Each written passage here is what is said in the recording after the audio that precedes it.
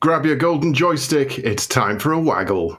All this and more coming up on This Week in Retro. High-resolution color graphics. This land of high technology.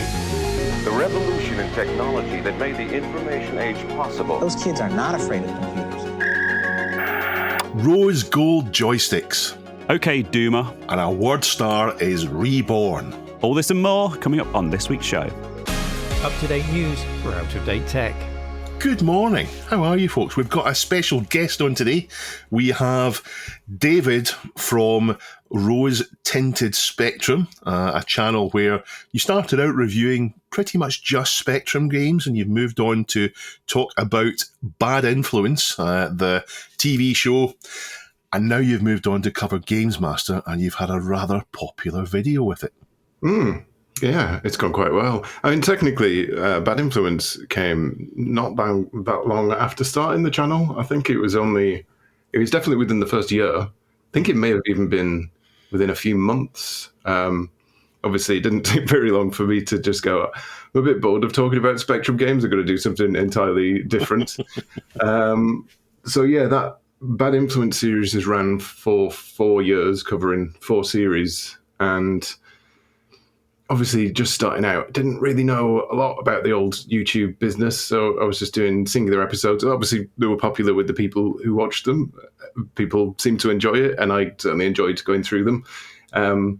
It's a good timeline of getting used to doing a channel, I guess, because literally the first series is when I first started, and the final series, which ended this year, is me now.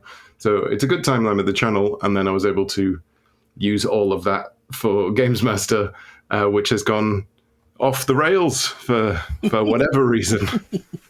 Yeah, it's incredibly popular. You were actually due to come on here about a year and a half ago or something like that. Yeah, about a year ago. Yeah, you were due to come on, but life events stepped in the way, so we didn't get the pleasure of your company then, but we've got you today. So how's your week been? Good. I have just finished jury service, which is always an exciting time. And outside of that, done not much else other than Gamesmaster Series 2, which I'm currently working on. Fantastic. So it has just been backwards and forwards on video editing and justice. Dishing out hot, steamy justice. Hot, steamy justice. I am the law. How's your week been, Rees?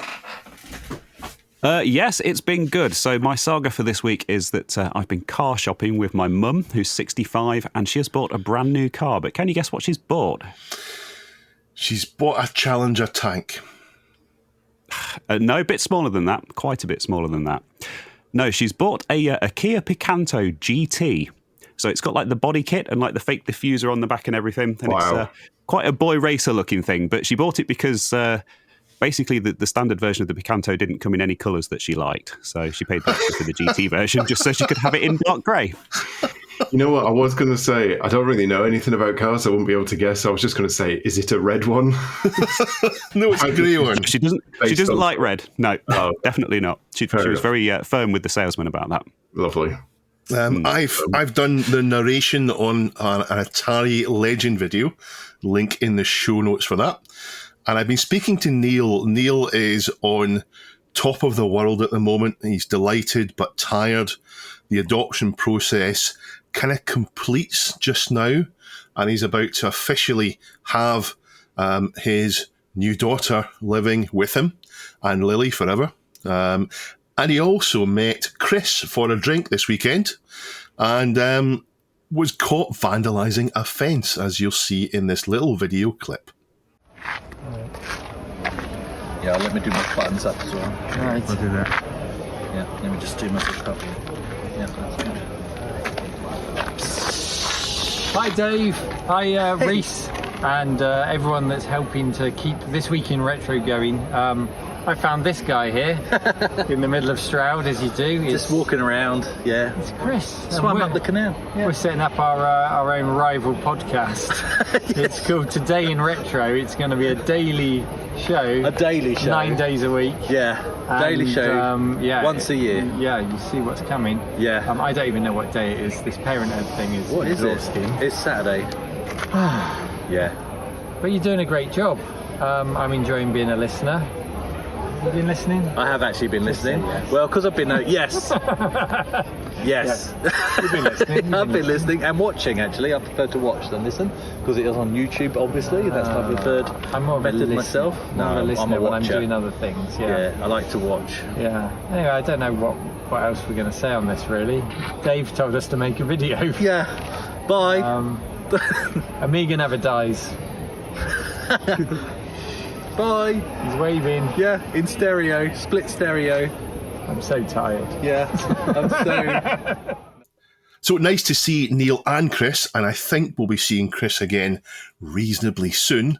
But shall we get right into the stories? Back in the 80s, the UK embarked on the Computer Literacy Project, an attempt by the UK, and I think it's clear it was a successful one, to kickstart the UK along the road to computer literacy. The computer revolution was happening and we were not leading, but thanks to the project, we caught up. But what came later? What happened to the first generation of computer literate people in the UK? Primary school kids in the 80s and adolescents in the 90s? Well, it was Gamesmaster, trying to cling on to the irreverent lads culture that was blossoming at the time with TV shows like the Mary Whitehouse Experience, which took alternative comedy mainstream, and then The Word, which set out to be as controversial as they could in a somewhat cynical attempt to get views, which you look at it, if you look at it these days, it's a little bit cringeworthy. But that said, maybe it did need done. Stuffy, safe, boring TV needed a bit of a knock, and that's what these type of shows did.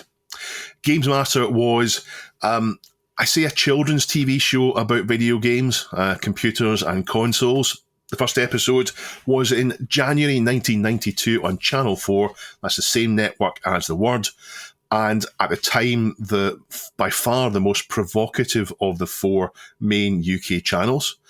It had Sir Patrick Moore, an elderly and eccentric BBC astronomy presenter, very aristocratic, who hadn't the faintest idea what he was doing on the show, on Gamesmaster.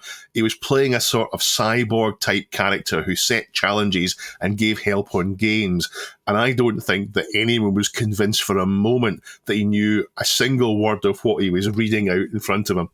It was presented by Dominic Diamond, a fellow Scot, although from the other side of the country. It's very difficult to describe exactly what Gamesmaster was, but I'm going to try and somehow get it across. It was a little bit of Saturday morning TV, a little bit of football punditry, a little bit of a game show, a bit Crystal Maze. It was everything it tried to be, presenting content aimed at kids who wanted to watch TV that showed no signs it was aimed at kids. They must have sat in a room running a red line through anything that might give it away that it was kids' TV. And in fact, the only thing that showed it was for a younger audience was the age of the kids participating. It was adolescents or a wee bit younger participating on the show. And I think as the show went on, they tried for an older audience. I think Dominic Diamond is reportedly... he wanted it to have a later slot. It was a 6:30 in the evening slot, and he wanted to have a later late night theme to it, which he didn't get his wish on until one of the later seasons. So a friend of ours, RoseTintedSpectrum, as we've said already, started doing videos on these, and it's been enormously popular. The last time we talked about one of RoseTintedSpectrum videos on this show was the Xenon 2 video, which was very popular for him. It's a great video, 7,500 views, very respectable.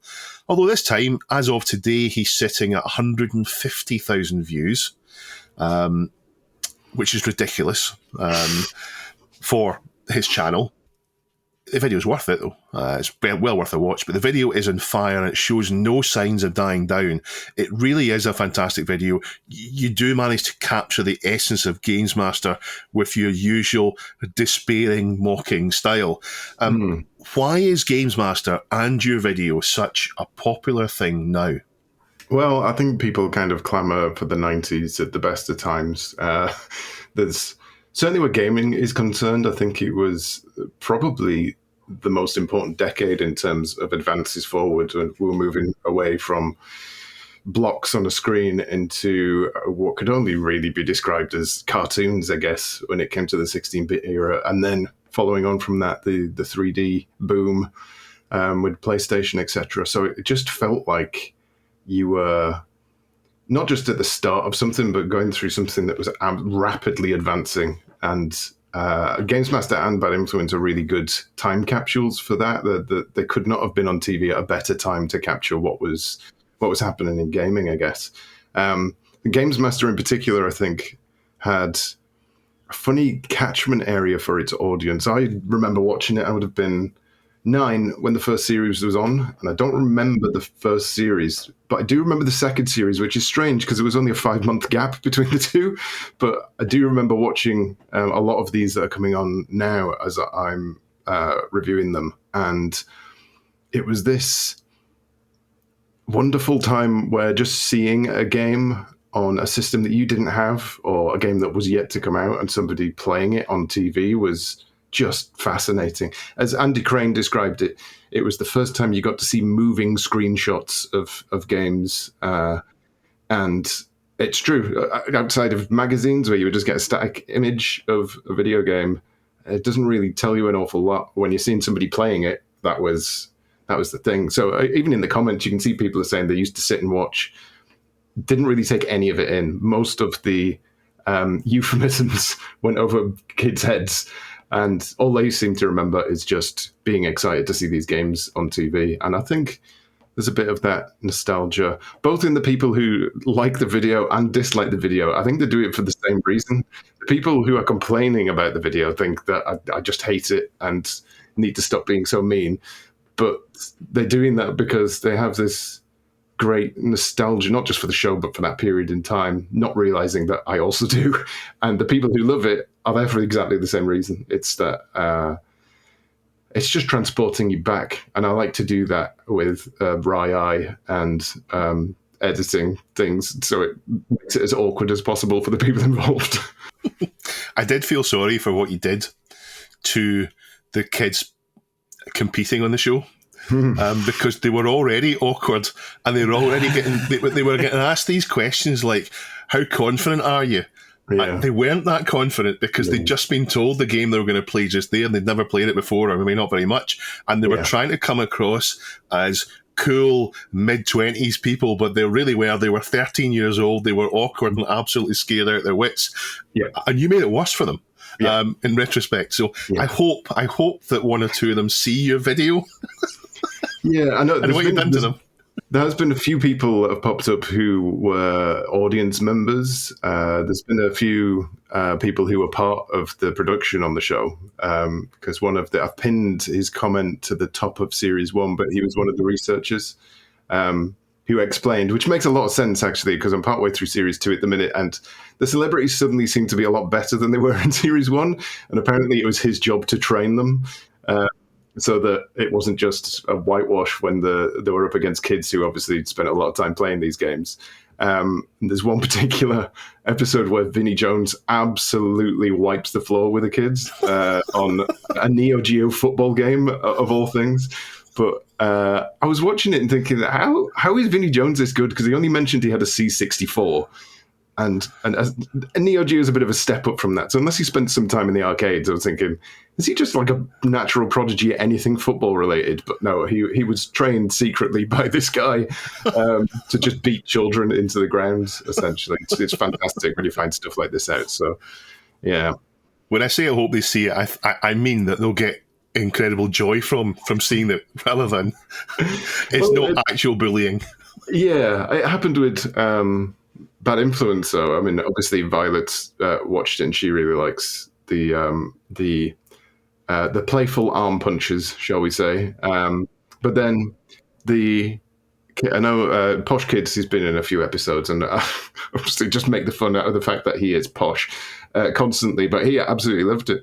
And I did track down Ghost Girl at one point.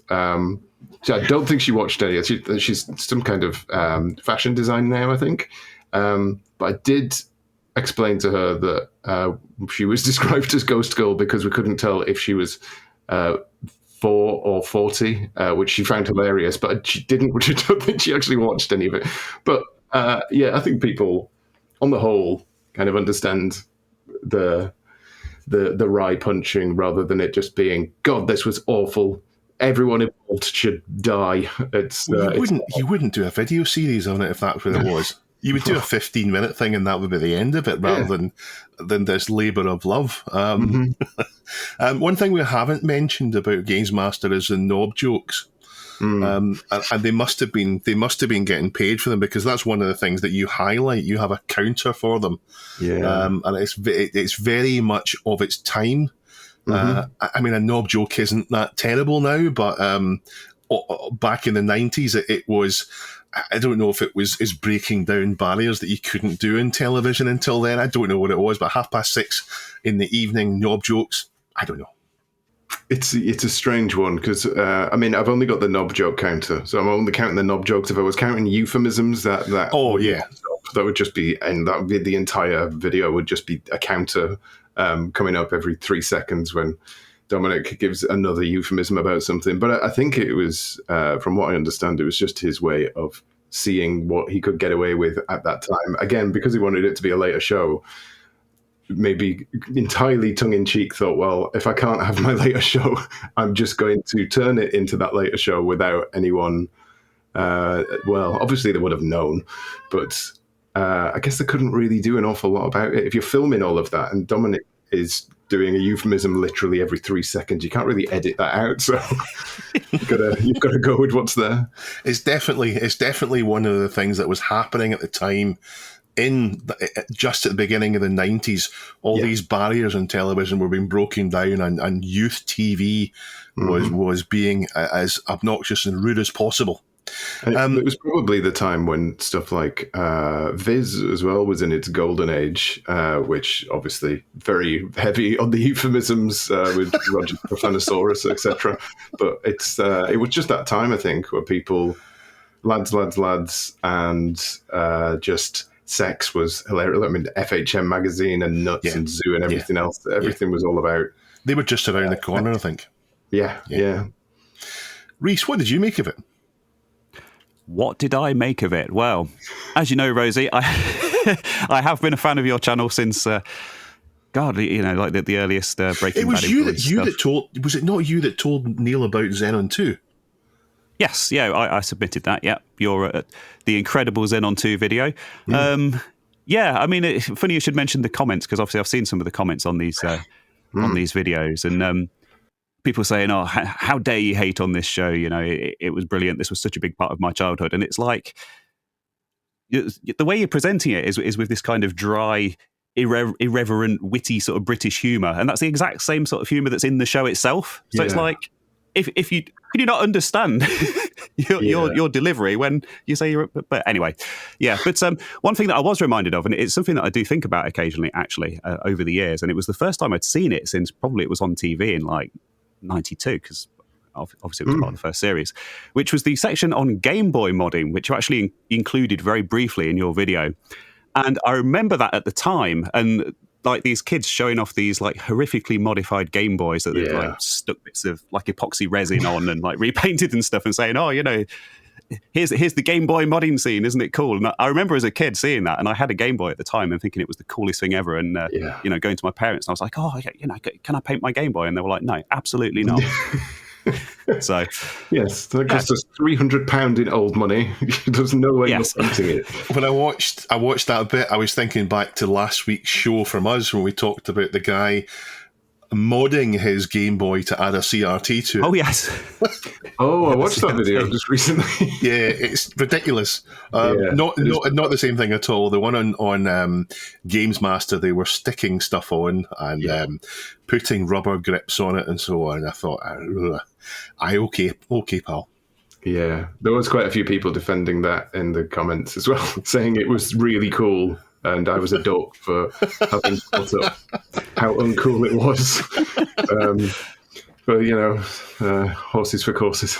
Yeah, it is an incredible video. I'm really looking forward to it. I'm glad to see that you've decided to do more rather than less of it. You were going to do 2 more videos, I think, and then it's now going to be 3 on season 2. Yeah, so I've currently 6 episodes done, and I think that's coming in at about an hour now. So 3 more episodes will get me to about the 90-minute mark again, which seems to be, I mean, based on the performance of this one, that seems to be the golden length.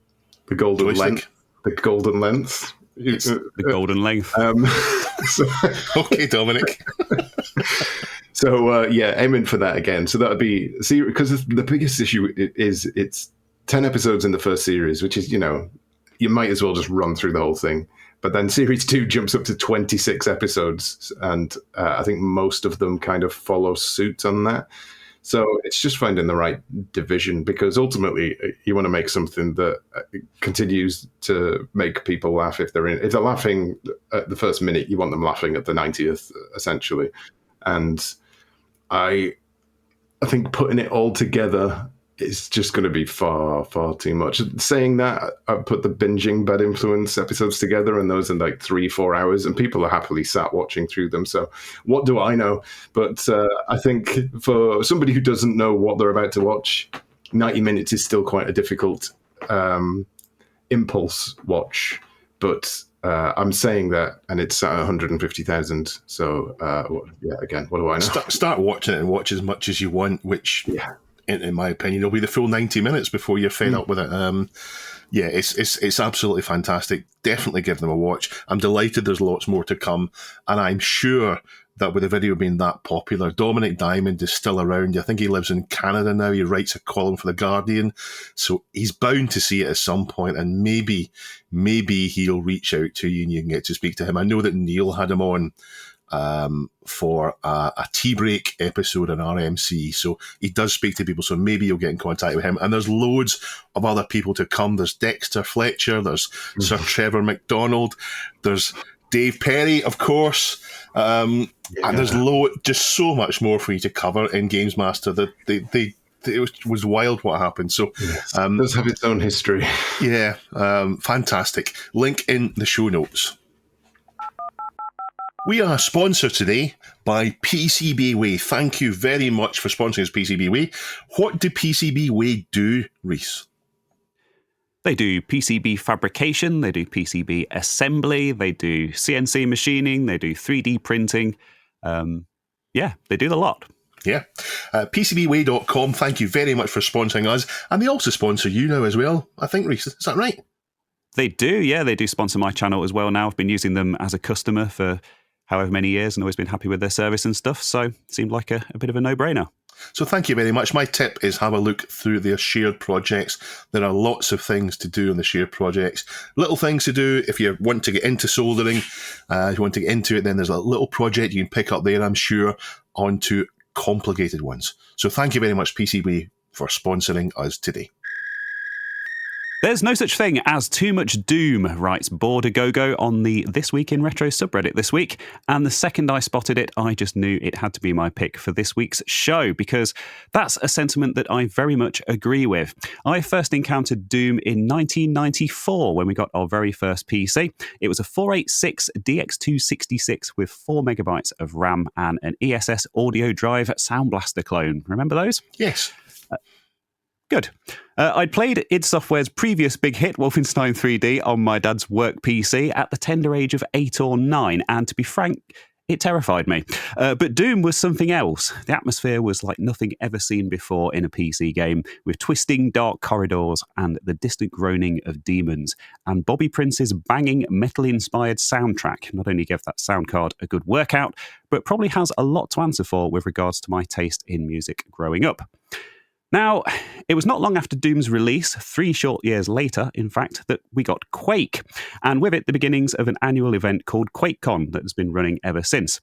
It's held in Grapevine, Texas, and is a huge convention and LAN party devoted to all things id Software, now, of course, part of ZeniMax, where their new games are typically announced and previewed. And that leads us on to this week's big Doom announcements. Because we now have yet another version of John Carmack and John Romero's groundbreaking FPS to enjoy, announced live on stage at this year's event and available right now. It's a remaster of the first 2 Doom games, including the expansions, Evolution, Plutonia Experiment, the master levels for Doom 2, and John Romero's excellent Sigil, and a new chapter called Legacy of Rust, made in conjunction with Machine Games, id Software, and Night Dive Studios. And speaking of Night Dive, the game's now running on the Kex engine, which you may know from their excellent recent remasters of Quake 1 and 2, Dark Forces, Rise of the Triad, and indeed the N64 exclusive Doom 64, among many others. It adds massively expanded cross-platform multiplayer, 4K 120 FPS gameplay, and a whole heap of quality of life improvements. And perhaps my favourite part, a new soundtrack from Andrew Hulshult, best known for his work on the 2013 Rise of the Triad reboot, Dusk, A Medieval, which are both great games, by the way, that you should definitely check out, and perhaps most relevant, the popular Brutal Doom mod and Doom Eternal's DLC episode, The Ancient Gods. And if you're an existing owner of Doom or Doom 2 on Steam, like I was, you will get upgraded for free. So if you log into Steam, you'll be on the new version, but you can still go back and launch the old DOSBox version if you prefer it. So yeah. But this did remind me, actually, that there was a Bethesda version that I think was done on the Unity engine that caused a load of trouble. Yeah, a few years back, and they were forcing people to log into Bethesda.net, and it had like built-in DLC and stuff like that. But if you search for any information on that, it seems to have been wiped from existence, oddly enough.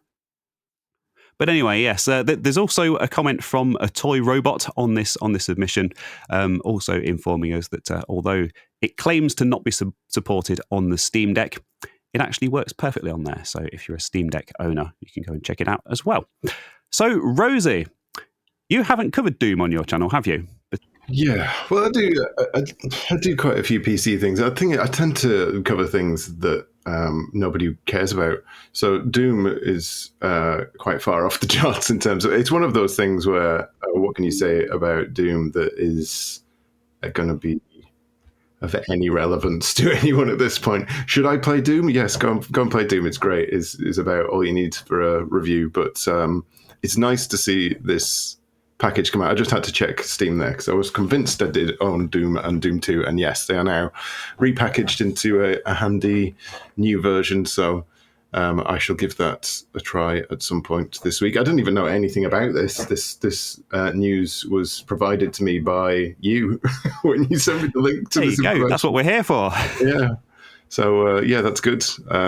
I got my FPS wings with Doom, but not on the PC. Can you guess which system I played through the entirety of Doom on for my first FPS? Jaguar? Nope. It's worse than that. The SNES. The SNES. Oh, well. Boy, do I have some good news for you. So, yeah, obviously, just wrapping up with the PC version, the required specs did make me laugh because you need an i5 with 8 gig of RAM and a 1 gigabyte GPU, which is a bit of a far cry from that 486 that I very first played Doom on. And there has already been some controversy over this because there's an in-game mod browser where you can download mods and level packs and stuff like that. And a load of people have been uploading old levels and stuff from like old 90s BBSs and things that they don't own the rights to and taking credit for them. So, yeah, that's the internet for you. Yeah. But yes, leading on from that, Pajako6502 has submitted the other big piece of Doom news, which came out of QuakeCon this week, which is that the SNES, or for our American viewers and listeners, the Super Nintendo, is getting a new version of Doom thanks to limited run games. So it's all 4 episodes. They've added the Ultimate Doom episode, which the SNES didn't originally get. Of course, Thy Flesh Consumed. It's got improved performance. It's got rumble support via a new controller. And I'm not quite sure. I don't think they've announced what that is yet, but I think it's just a SNES pad with like built-in rumble. And the blood is now red instead of green. So they've undone that decision. Massive upgrade there. Yes, indeed. Well, you know, it's important. It's important stuff. And if you check out the submission on the subreddit, there is a comment by Oven Chips linking to a video. And I think what someone's done is they've managed to sneak a phone into the preview at QuakeCon and managed to grab a sneaky couple of minutes of footage of it actually running. And it does look great.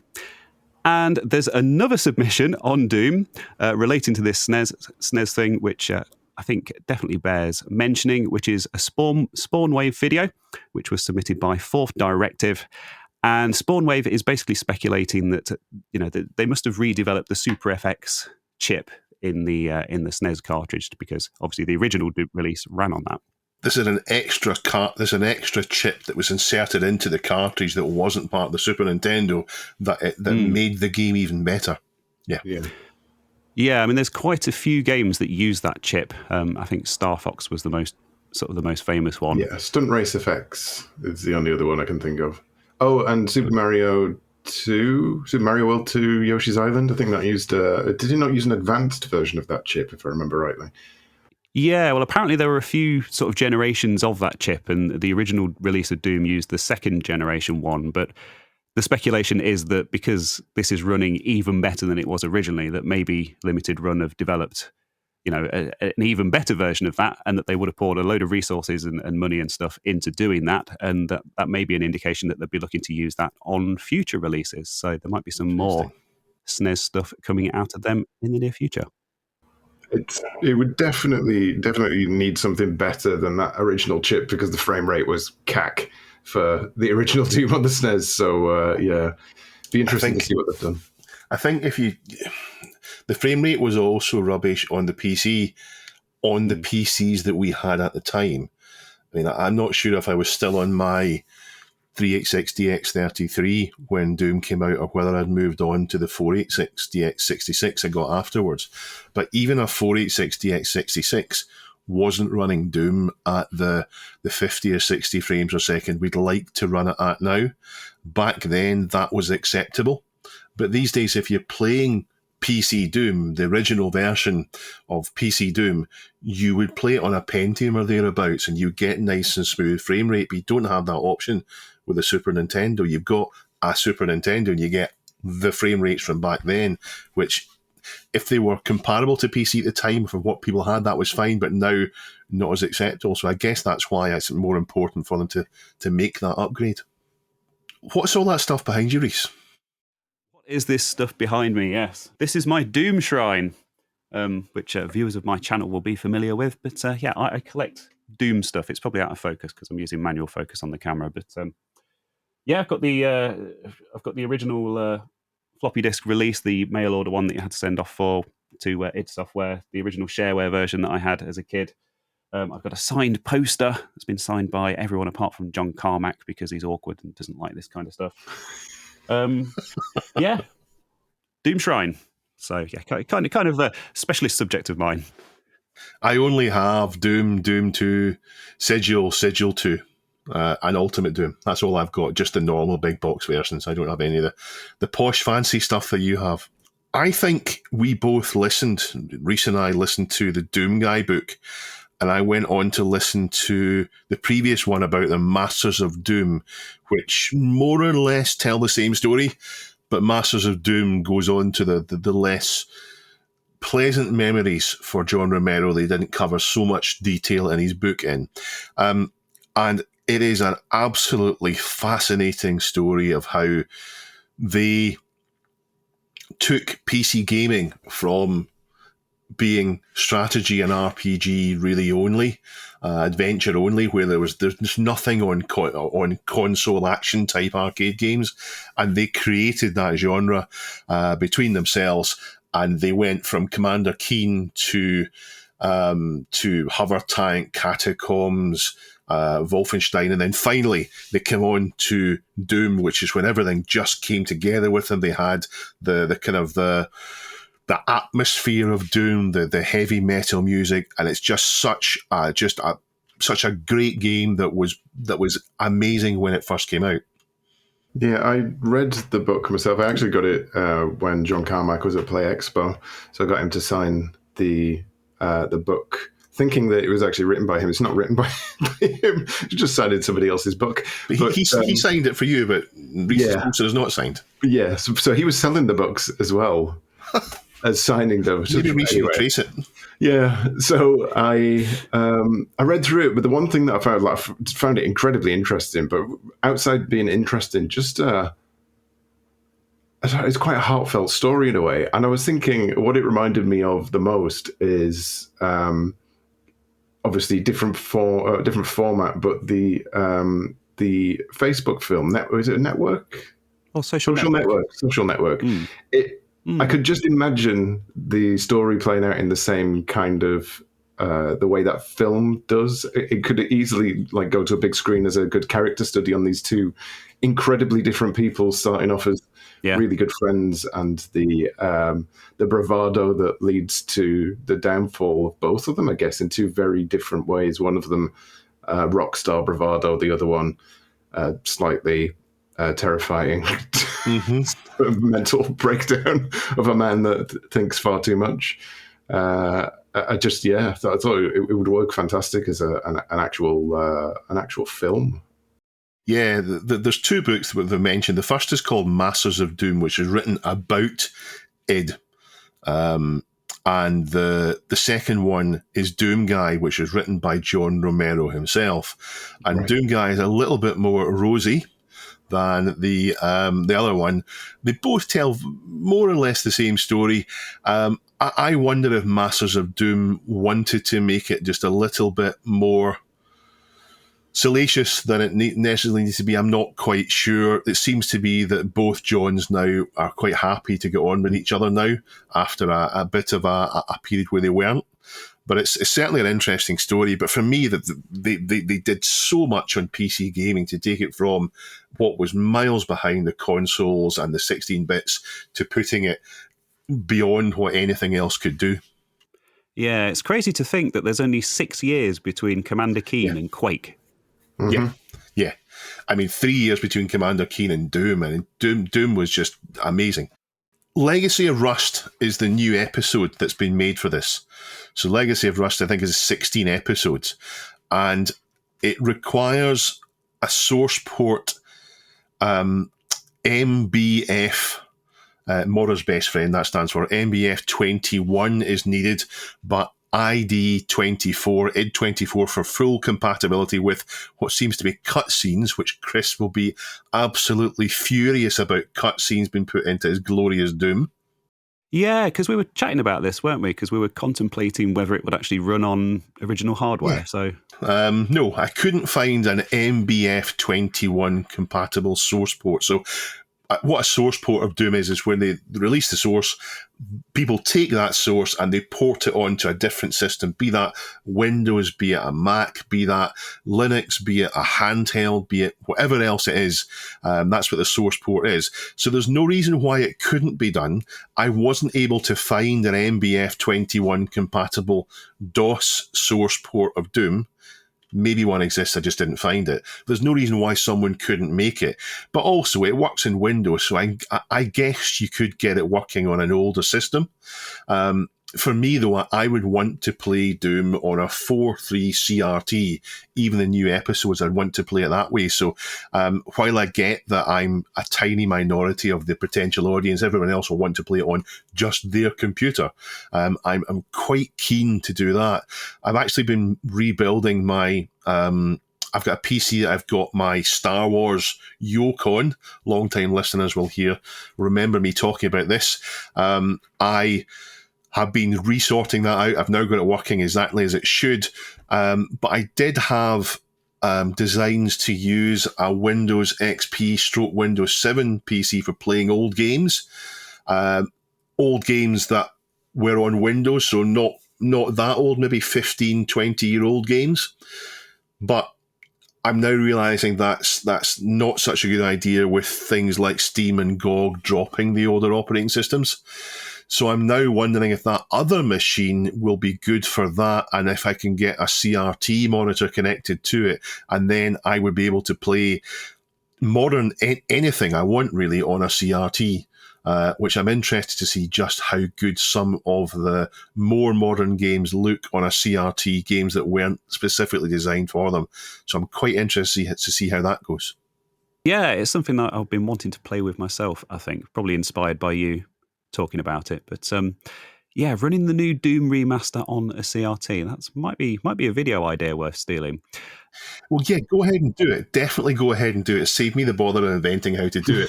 I mean, I don't. Is it just as simple as finding a modern-ish PC? Because the The i5 they talk about, I looked at which specific i5 they talked about and the minimum requirements, and it was one from 2012. So this Kex engine isn't necessarily anything particularly demanding. So I'm thinking just about any PC that's modern enough to run Windows 10 or 11 should be able to do this. So possibly just as simple as finding something with a VGA or even HDMI to VGA connection on it and just plugging a VGA monitor alongside it. It might just be as simple as that. Is there not like a converter that you can get? Well, you can get converters, but in an ideal world, you don't want to use a converter. You can get an HDMI to VGA dongle, but in an ideal world, you don't want to be adding too much in case it messes it up, and Windows then doesn't detect it properly. But it should be nice and simple, Rees.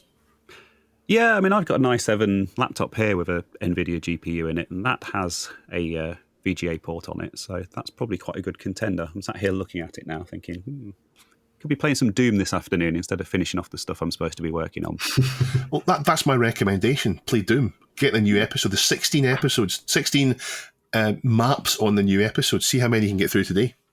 Yeah, well, I've played it on the PC. I got it for free, like I mentioned, because I already owned it on Steam. And I must admit, I'm not generally a fan of the modern source ports of Doom and things that kind of mess with the classic formula, although I am a huge fan of Night Dive's remasters. I've talked about those at length in the past. But I will say the new soundtrack by Andrew Hulshult is absolutely incredible. So, he, like I mentioned, he did the music for Dusk and a Medieval and the Doom Eternal DLC. And they're basically just re-recordings of all the classic Doom tracks, but it's all like heavy metal guitars and stuff. So, I think you might have linked me that, and I was really impressed. It did sound as if it was... Doom sounds different depending on which MIDI you have playing it, and some people say, although it wasn't designed for the Yamaha sounds great, the Yamaha XG sounds great with it, and to me this sounded like this is like someone's found the perfect MIDI device to play Doom on. It feels that accurate and true.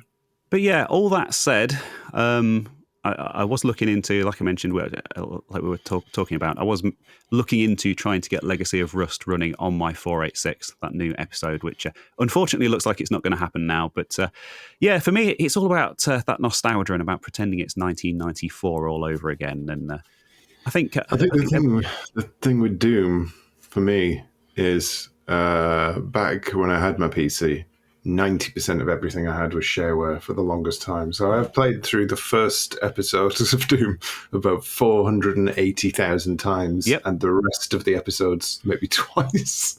So there was a demo of Worms, and the demo for Worms was 100% of what you actually wanted from the game of Worms. Yeah. There was no point in buying it once you played that. So yeah, it's all about pretending it's 1994 again, and I think that's probably true for a lot of you twirlers out there.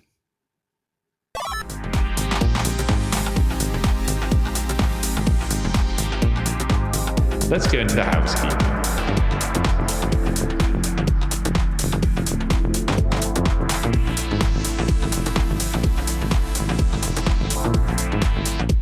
Let's go into the housekeeping. I'd like to welcome our new patron this week, Pete. Thank you very much for signing up, Pete. If people want to become a patron, they can go to www. You don't need the www anymore, Dave. Stop saying www in URLs. It's not 1998 anymore. HTTP go to /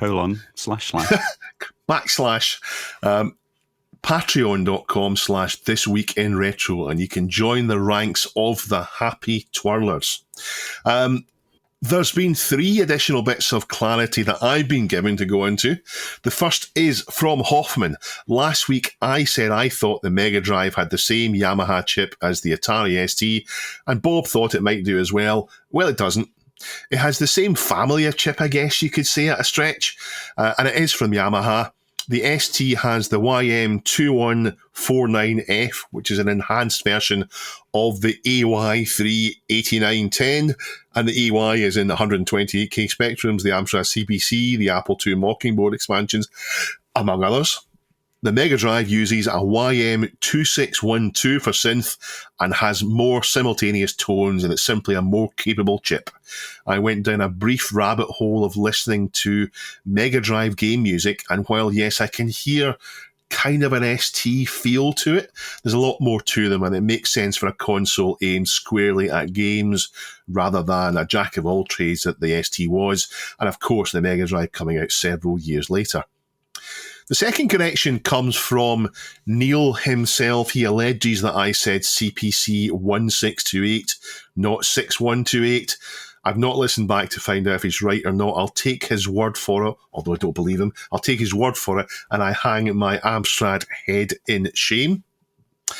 The third one is quite interesting, and it's about the GUI conversation last week, and he's quoted me a bit from Wikipedia. So Neil says, Wikipedia says, according to Sinclair Research, it was the first, this is the Sinclair QL, it was the first mass market computer with an OS featuring preemptive multitasking and a Windows-style operating system predating Microsoft Windows 95 by 11 years, and Apple computer Macintosh launch by a month.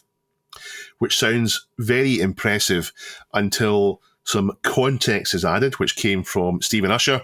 And he says, however, the windowing is restricted to text and graphic areas, which are addressable as virtual screens by opening them as devices. There's no redraw, so overlapping screens will corrupt whatever's in the other, and programs have no way of knowing if there's nothing to inform them.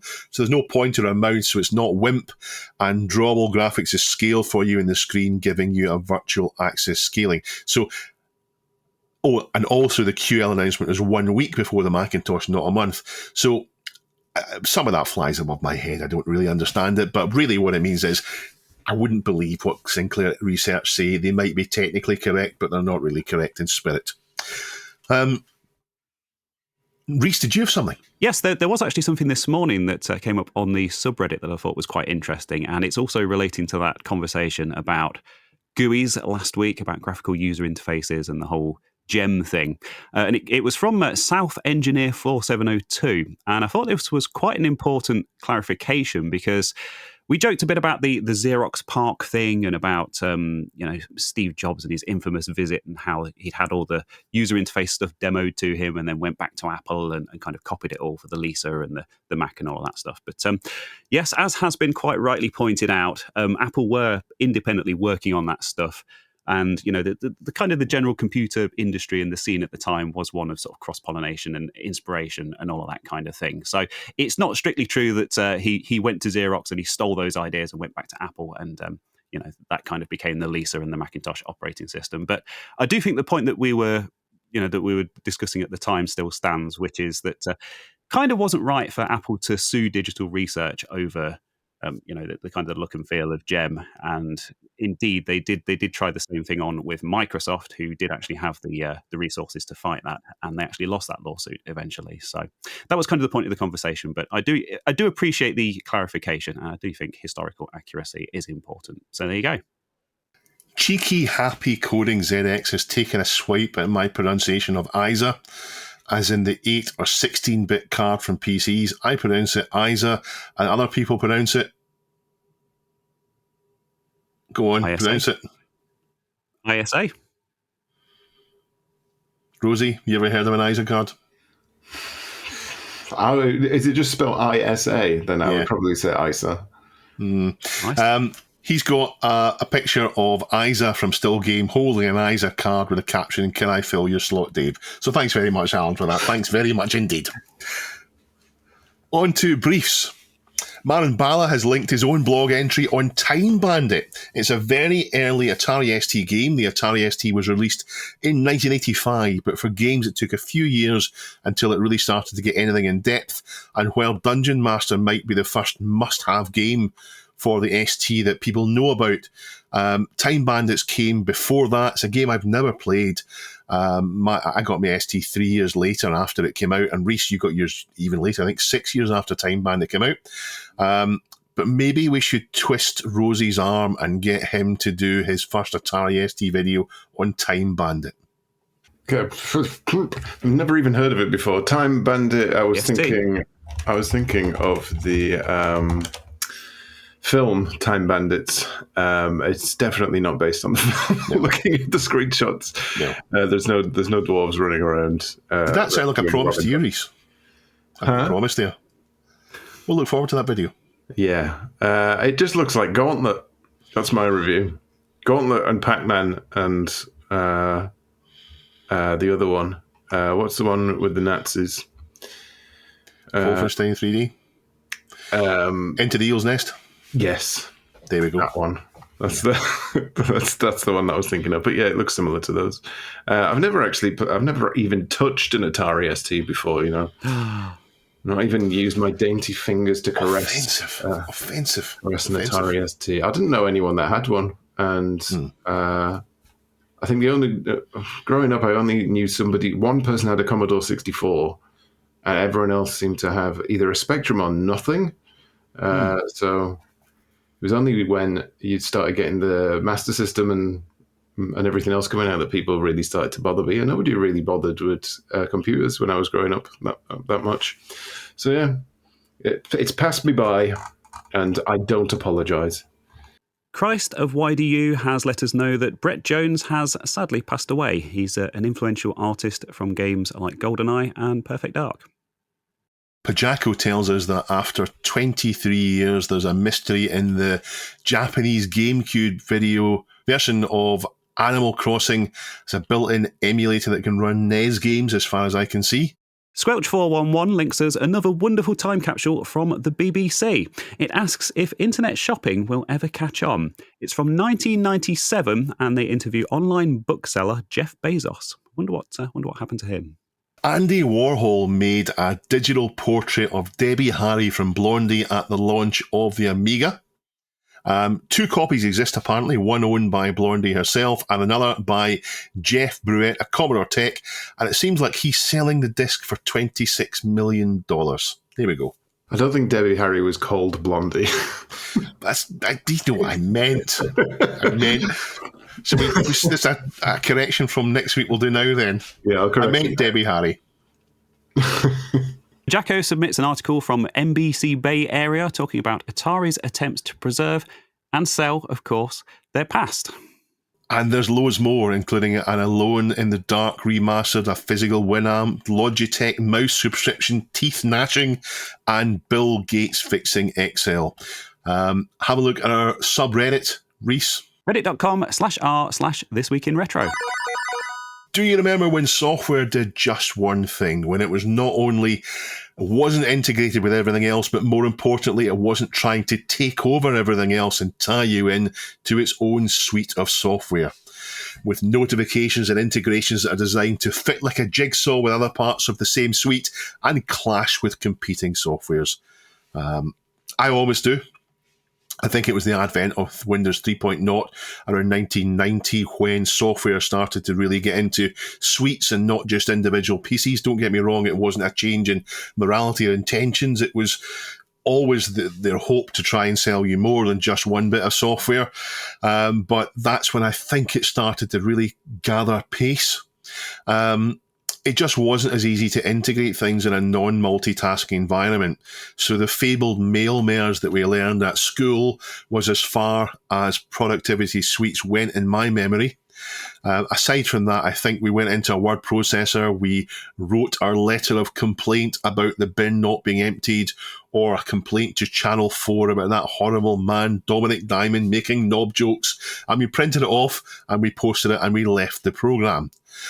Back in DOS days, the original word processor, or so the register tells us, thanks to a submission from G7VFY, was WordStar. Now, they don't mean the first, but they mean the first big one that most people used. After that, WordPerfect took over, and of course, eventually Microsoft Word, which seems to be the one that most people still use. In fact, according to Wikipedia, WordPerfect took the crown from WordStar as far back as 1985, so we are going back a long way there. The Register article talks about one of WordStar's most famous fans, and in fact, G7VFY has linked to a blog entry from him too. There's actually 2 blog entries from him linked in the show notes. It's from Robert J. Sawyer, who's a Hugo and Nebula award-winning science fiction writer. He explains in his blog that he has written all 25 of his novels in it.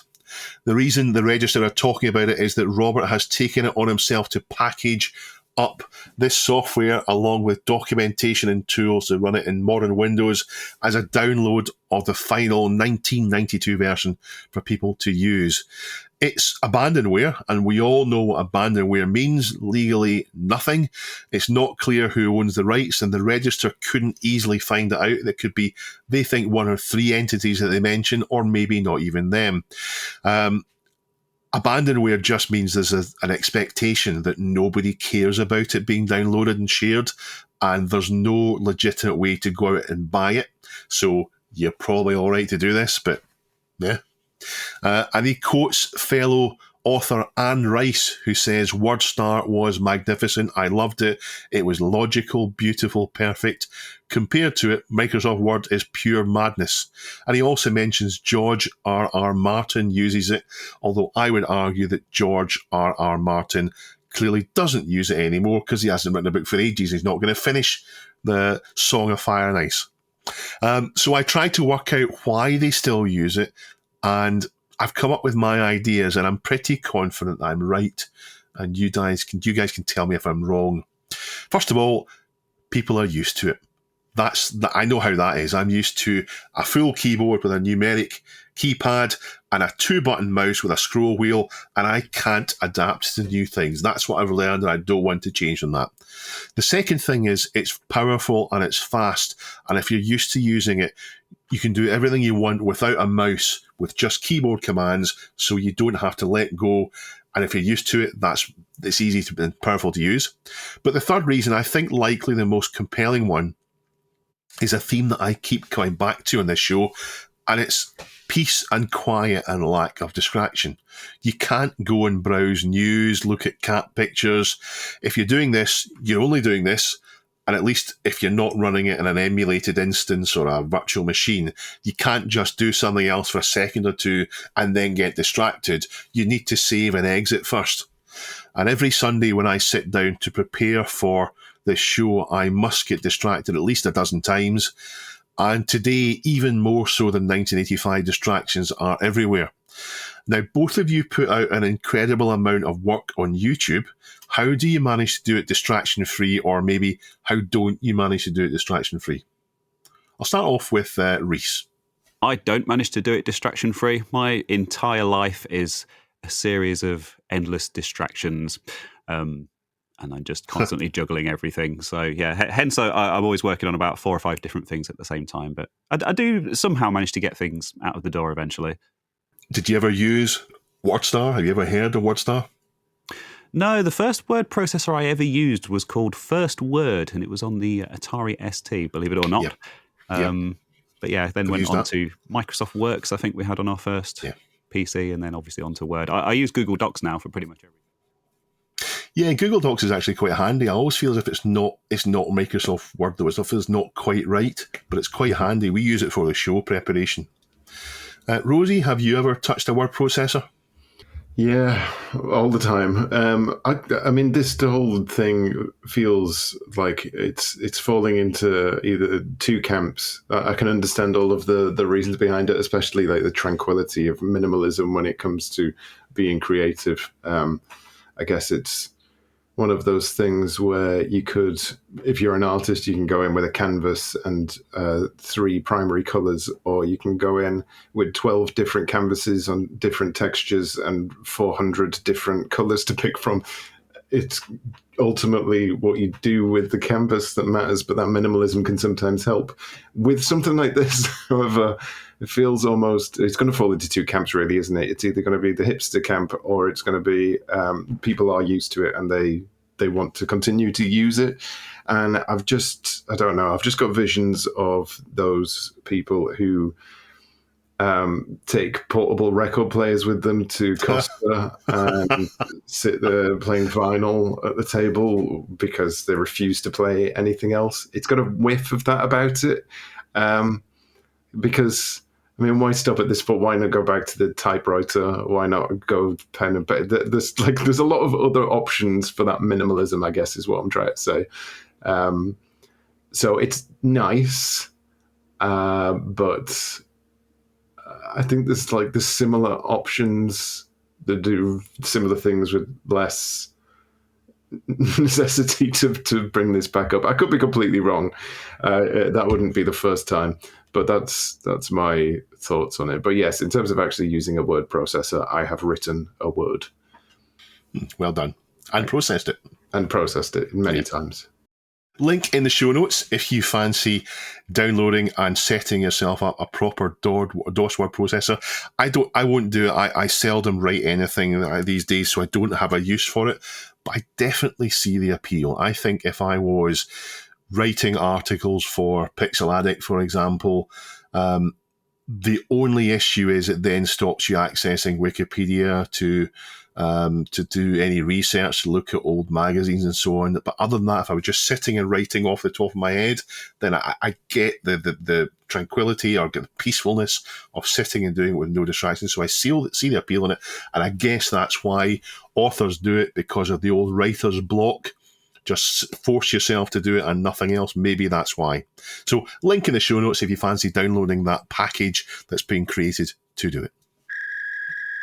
So on to our question of the week. And we asked, what was your first experience of a GUI, a GUI? Was it Windows 3.11? Was it Gem, or maybe a Workbench? Maybe something older? What did you think of it? Great or terrible, and why? And the first answer is from Jeff Mendoza. And he says, RISC OS on an Acorn Archimedes at school. This must have been around 1992. The Archimedes was fairly old by then. It sticks in my mind because we got an IBM-compatible PC at home a few months later running Windows 3.1. I could understand how our home computer was so expensive when everything about it.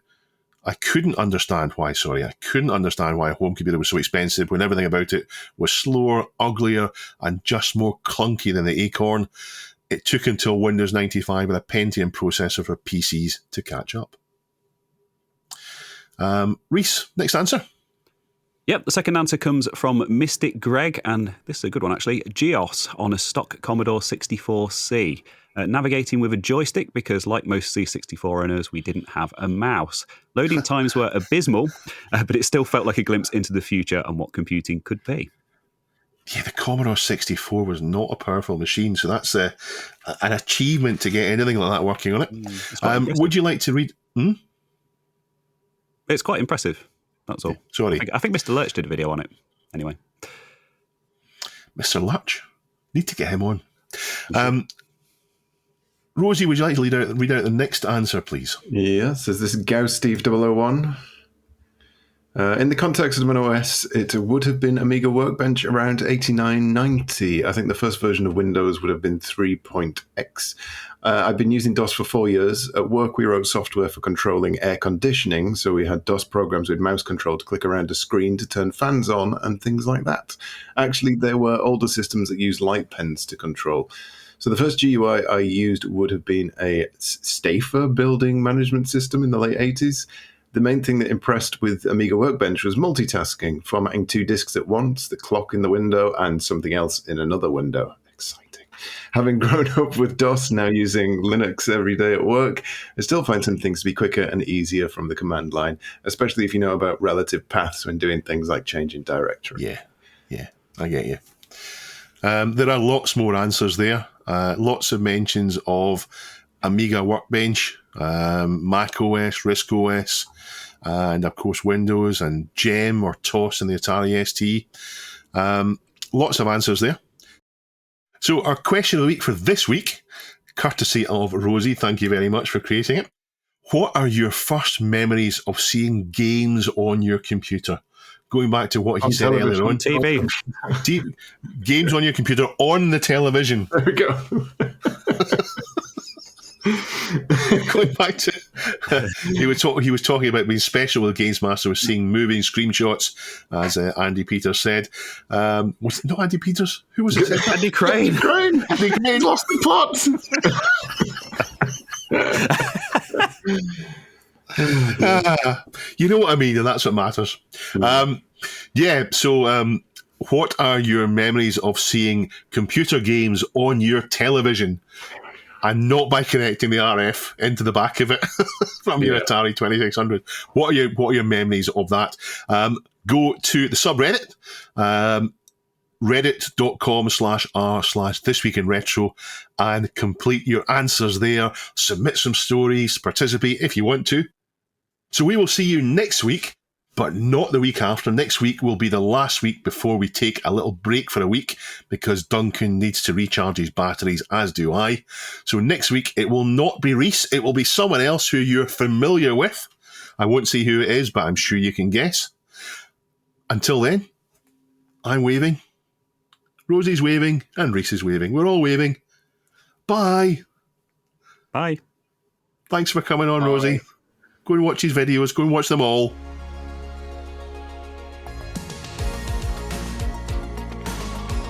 This Week in Retro was presented by Neil from RMC The Cave and Dave. It was produced by me, Duncan Styles. The podcast version of the show is available through your favourite podcaster, including Apple Podcasts and Spotify. And the video version is available on the This Week in Retro YouTube channel.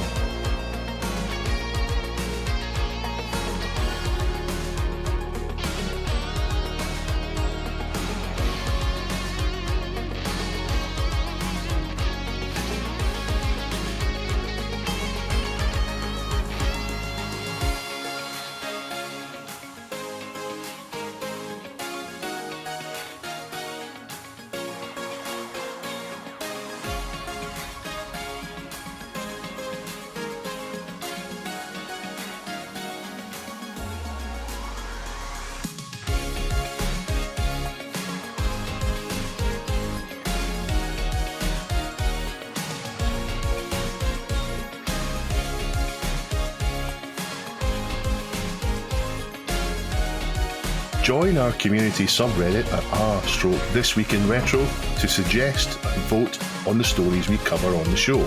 If you watch This Week in Retro on YouTube, please give us a like and subscribe to help us reach new viewers. If you enjoy our show and would like to support it, then please check out the link to our Patreon page in the show notes or description. Thank you for listening, and we'll see you next time for more up-to-date news for out-of-date tech.